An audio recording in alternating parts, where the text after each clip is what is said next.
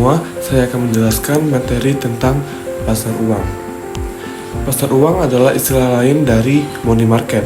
Pengertian pasar uang adalah suatu wadah tempat pertemuan antara pemilik dana dengan calon konsumen, baik bertemu langsung maupun melalui perantara atau broker, atas transaksi permintaan atau penawaran terhadap sejumlah dana atau surat-surat berharga jangka pendek, umumnya di bawah 270 hari.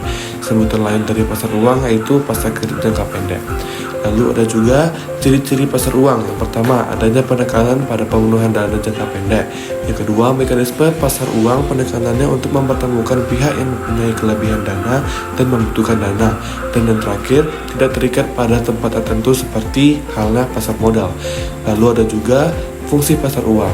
Yang pertama, adanya kemudahan bagi masyarakat untuk memperoleh dana jangka pendek. Yang kedua, masyarakat diberi kesempatan untuk berpartisipasi dalam pembangunan dengan membeli sertifikat Bank Indonesia atau SBI. Yang ketiga, menunjang program pemerataan pendapatan bagi masyarakat. Yang keempat, sebagai perantara dalam perdagangan surat-surat berharga. Yang kelima, sebagai penghimpun dinas. Yang keenam, sebagai sumber pembiayaan perusahaan. Dan yang terakhir, sebagai perantara bagi investor luar negeri dalam menyalurkan kredit jangka pendek kepada perusahaan Indonesia. Lalu ada juga instrumen pasar uang. Yang pertama, sertifikat Bank Indonesia atau SBI. Yang kedua, surat berharga pasar uang atau SBPU. Yang ketiga, sertifikat deposito. Yang keempat, commercial paper. Yang kelima, call money. Keenam, repurchase agreement. Yang ketujuh, bankers acceptance. Yang kedelapan, treasury bills. Dan yang terakhir, promissory notes. Lalu ada juga kelebihan dan kekurangan pasar uang. Yang pertama, kelebihan dari pasar uang yaitu bagi perusahaan yang mengalami kesulitan likuiditas, maka hal ini merupakan sarana untuk mencari pinjaman jangka pendek. Lalu sarana untuk mendapatkan kelebihan dana yang dimiliki oleh badan usaha.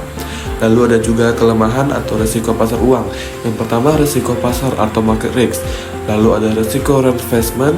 Ada juga risiko gagal bayar yang merupakan risiko yang terjadi akibat tidak mempunyai peminjam atau debitur memenuhi kewajibannya sesuai yang dijanjikan. Lalu ada juga risiko inflasi yang artinya memberi pinjaman menghadapi kemungkinan naiknya harga-harga barang dan jasa yang menurunkan daya beli pendapatan yang diterimanya. Lalu risiko valuta atau currency risk, dan terakhir risiko politik. Cukup sekian penjelasan saya. Terima kasih.